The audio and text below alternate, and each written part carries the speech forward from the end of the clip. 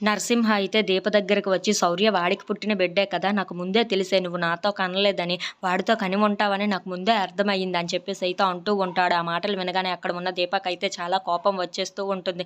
ఇంతలో అక్కడ ఉన్న నరసింహ మాత్రం దీపాన్ని రెచ్చగొడుతూ ఉంటాడు. "అవును, ఆ శౌర్యకి వాడికి ఏదో ముందే లింక్ కుదురుతూ ఉంటే నాకు అర్థమైంది. నువ్వు వాడికే కన్నావని ఆ శౌర్యని" అని చెప్పేసి అయితే అంటూ ఉంటాడు. ఆ మాటలు వినగానే అక్కడ ఉన్న దీపకైతే చాలా కోపం వచ్చేసి నరసింహ కాలర్‌నైతే పట్టుకొని, "ఏంట్రా ఏమంటున్నావురా నువ్వు? చాలా తప్పుగా మాట్లాడుతున్నావు. నా కళ్ళలోకి ఒక్కసారి చూడు" అని చెప్పేసి అయితే అంటూ ఉంటుంది. ఆ మాటలు వినగానే అక్కడ ఉన్న నరసింహ అయితే దీప కళ్ళల్లోకి చూస్తూ ఉంటాడు. "చూడరా, బాగా చూడరా, నా కళ్ళల్లో ఏమైనా భయం గాని, బెదురు గాని ఏదైనా కనబడుతుందా?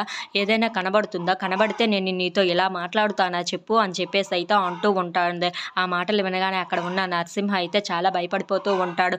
ఇంతలో అక్కడ ఉన్న దీప మాత్రం, "నువ్వు నాకు 3 ముళ్ళు కట్టి నా ముందు ఒక గీతనైతే గీసావు కదా! నేను దానికి కట్టుబడి ఉన్నాను. అందుకే ఇంతలాగా నువ్వు ఎంత ఏడిపించినా సరే, ఏం చేసినా సరే ఊరుకుంటున్నానని ఏదేదో అనేస్తే నేను ఊరుకుంటాననుకున్నావా? ఈసారి గాని ఏదైనా తప్పుగా మాట్లాడినా, తప్పుగా చేసినా సరే నీ చేతులు, కాళ్ళు విరగ్గొట్టేస్తాను. ఏమనుకున్నావో ఏమో! నా సంగతికి గాని, నా కూతురు సంగతి గాని వచ్చావో నిన్ను ఏం చేస్తానో నాకే తెలీదు" అని చెప్పేసి అయితే గట్టిగా వార్నింగ్ ఇస్తూ ఉంటుంది.